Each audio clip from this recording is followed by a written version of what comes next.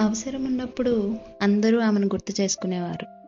అవసరం అయిపోయాక ఆమెనెవరూ పట్టించుకునేవారు కాదు. ఎప్పుడూ ఆమె ఇతరుల కోసమే ఉండేది. ఎవరికైనా కష్టం వస్తే మొదట ఆమెకే ఫోన్ చేసేవారు.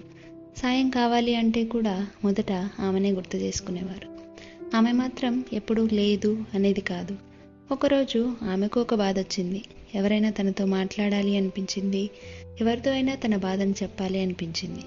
కాల్ చేసింది, మెసేజ్ చేసింది. కానీ ఎవ్వరూ స్పందించలేదు. అప్పుడే ఆమెకు అర్థమైంది, తనను వాళ్ళు అవసరం ఉన్నప్పుడు మాత్రమే గుర్తు చేసుకున్నారు అని. ఆ రోజు తర్వాత ఆమె మారింది. ఆమె ఎవరినీ తప్పుపట్టలేదు, ఎవరినీ ద్వేషించనూ లేదు. కానీ తనను తాను మర్చిపోవడం ఆపేసింది. ఇప్పుడు ముందు తనను తాను చూసుకుంటుంది. తన సమయం, తన మనసు, తన ప్రశాంతత, ఇవి కూడా ముఖ్యమే అని ఆమె తెలుసుకుంది. అందరికీ సహాయం చేయడం మంచిదే, కానీ మనల్ని మనం మర్చిపోవడం మంచిది కాదు.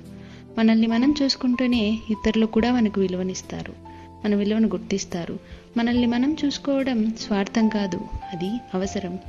ఇలాంటి కథలు ఇంకా కావాలి అన్నా, ఇది మీ కథలా అనిపించినా సబ్స్క్రైబ్ చేసుకోండి.